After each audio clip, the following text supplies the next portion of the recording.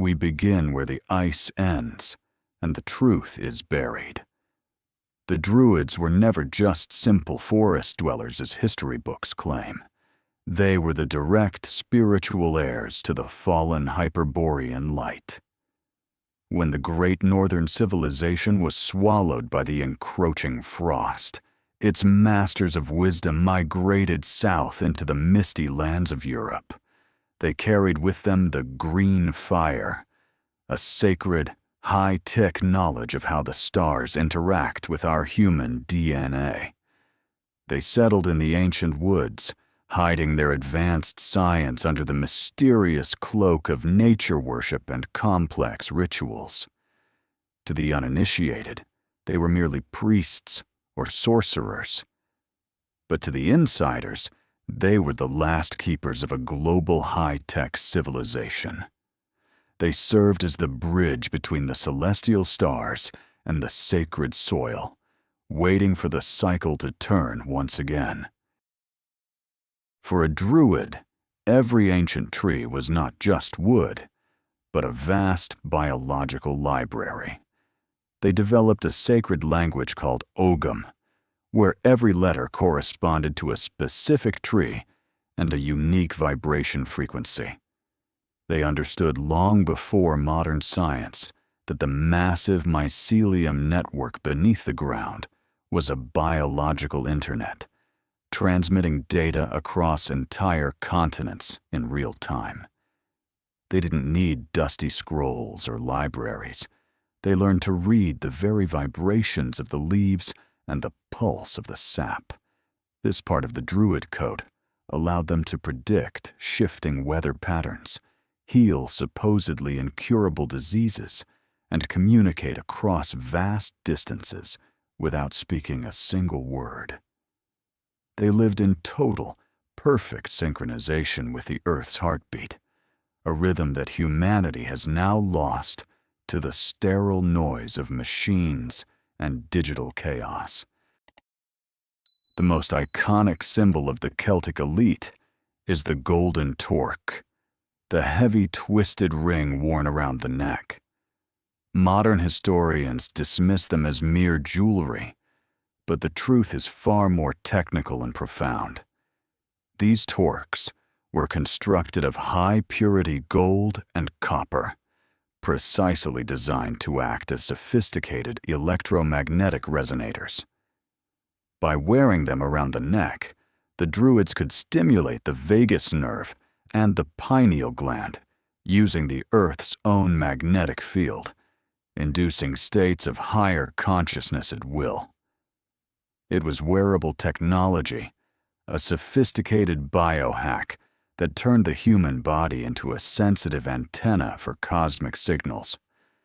They were literally tuning their biological systems into the fundamental frequency of the universe, allowing them to perceive dimensions that remain invisible to the average person today. Why did the mighty Roman Empire fear the Druids so much? It wasn't about conquering more land. It was a desperate war for total control.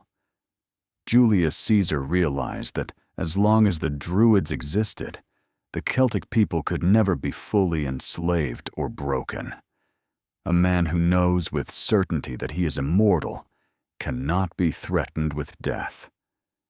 A man who talks to the spirits of the trees cannot be manipulated by the lies of a distant government.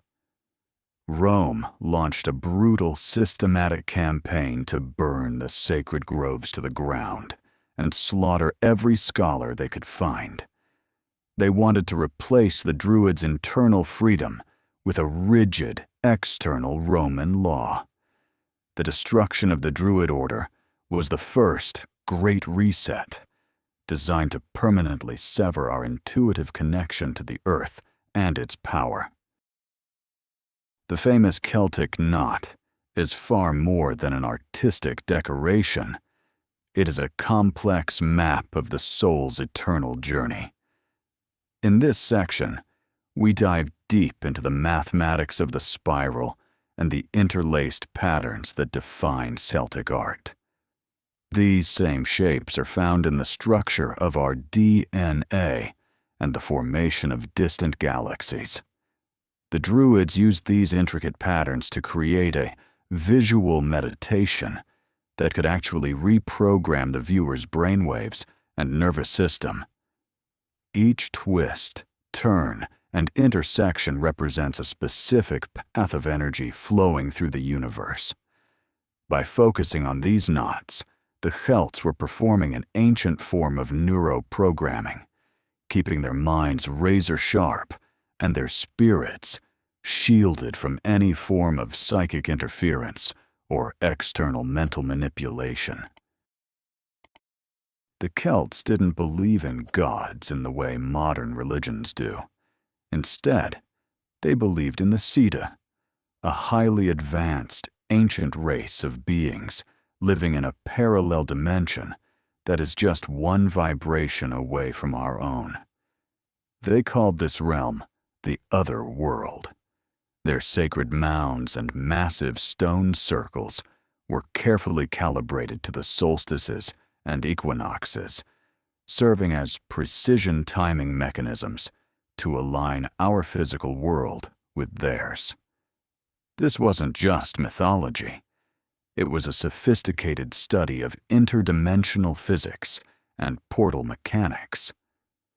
The Druids acted as the supreme diplomats between humanity and these light beings, constantly negotiating the delicate balance of our world to ensure harmony between the seen and the unseen forces of nature. The legends of the dragon in Celtic lore are actually coded references to the ley lines, the invisible veins of energy flowing through the Earth's crust. The Druids were the ultimate dragon tamers, meaning they possessed the knowledge to locate and utilize these high-energy points for the benefit of their people. They built their most sacred sanctuaries exactly where these lines crossed, creating massive power stations for the human spirit. This energy, often referred to in ancient texts as Vril or Prana, was used to accelerate human evolution and enhance mental clarity.